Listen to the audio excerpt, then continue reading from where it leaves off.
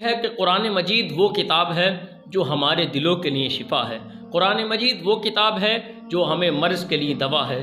قرآن مجید وہ کتاب ہے جو دلوں کے لیے ستھرائی صفائی کے لیے۔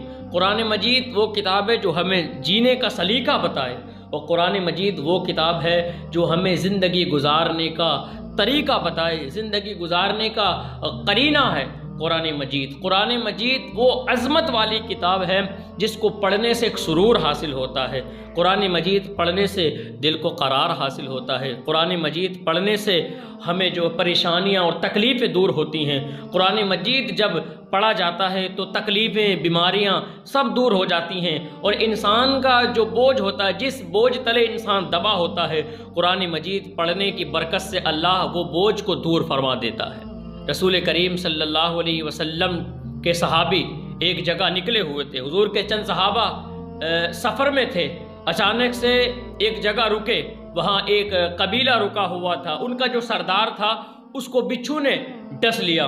تو رسول کریم صلی اللہ علیہ وسلم کے جو صحابی تھے ان کے پاس ایک شخص دوڑا ہوا آیا، اور اس نے کہا کیا تمہارے پاس کوئی دوا ہے؟ ہمارے سردار کو بچھو نے ڈس لیا۔ انہوں نے کہا ہاں دوا ہے، لیکن ہم اس کی اجرت لیں گے۔ رسول کریم صلی اللہ علیہ وسلم کے ایک صحابی اٹھے، اور اٹھنے کے بعد انہوں نے سورہ فاتحہ کی تلاوت کی، اس پر دم کر دیا، اس کی پریشانی دور ہو گئی۔ تو اس نے خوشی میں کہا کہ یہ جو بکریوں کا ریوڑ ہے، اس بکریوں کے ریوڑ کا آپ کو مالک بنا دیا۔ تو وہ بکریاں لے کر صحابہ رسول کریم صلی اللہ علیہ وسلم کی بارگاہ میں حاضر ہوئے۔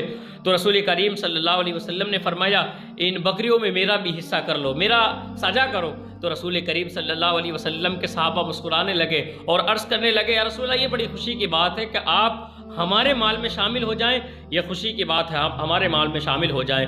تو صحابہ نے اپنے مال کے اندر اللہ کے رسول کو شامل کر لیا۔ روح میں پاکیزگی پیدا ہوتی ہے، روح پاکیزہ ہوتی ہے قرآن مجید کی تلاوت سے۔ حضرت خواجہ غریب نواز رحمۃ اللہ تعالیٰ علیہ سے کسی نے پوچھا حضور آپ کو دنیا کے باغیچے میں ٹہلنا پسند نہیں ہے کیا؟ دنیا کی عمارتیں آپ کو پسند نہیں ہیں؟ دنیا کی رونق اور دنیا کی لذت آپ کو پسند نہیں ہے؟ آپ نے فرمایا دنیا کے کسی بھی گوشے میں جاؤں اور وہاں اپنے دل کو سکون دینا چاہوں تو نہیں ملتا، لیکن قرآن مجید کی تلاوت جب میں کرتا ہوں اللہ کی جانب سے مجھے سرور حاصل ہوتا ہے اور میرے دل کو شفا ملتی ہے۔ اور کہا کہ قرآن مجید کے اندر رب فرماتا ہے وَشِفَاءٌ لِمَا فِي الصُّدُورِ، قرآن مجید دلوں کے لیے شفا ہے۔ علامہ اقبال فرماتے ہیں قرآن مجید سے لوگوں نے اتنا سیکھا ہے، جب کسی کا انتقال ہوتا ہے تو سورہ یاسین کی تلاوت کی جاتی ہے، جب کوئی بیمار ہوتا ہے تلاوت کر کے دم کر دیا جاتا ہے، لیکن ہم نے قرآن مجید کے باطن سے واقف نہیں ہیں، قرآن مجید کے تفسیر اور قرآن مجید کے ترجمے سے ہم واقف نہیں ہیں۔ قرآن مجید میں اللہ ہم سے مخاطب ہو کے کیا کہنا چاہتا ہے، ہم سے اللہ کیا فرماتا ہے، اس سے ہم جو بے خبر ہیں، بالکل ہم ناواقف ہیں، اس سے ہمیں کچھ پتہ نہیں۔ صرف ہم نے تو قرآن مجید کو صرف اسی لیے اپنے گھروں کے اندر رکھا تاکہ برکت حاصل ہو جائے۔ تو یہ اس میں تو کوئی شک نہیں ہے، قرآن مجید رکھنے سے برکت بھی حاصل ہو جائے گی۔ قرآن مجید کی سورہ یاسین کی تلاوت کرنے سے مردے کی روح میں جو ہے آسانیاں بھی پیدا ہو جائیں گی، اور قرآن مجید کی تلاوت کر کے دم کرنے سے جو ہے شفا بھی مل جائے گی، بلکہ قرآن مجید کے جو اندر ہے وہ بھی ہمیں سمجھنا ضروری ہے۔ قرآن مجید کے اندر جو ہے وہ بھی سمجھنا ہمارے لیے بہت ضروری ہے۔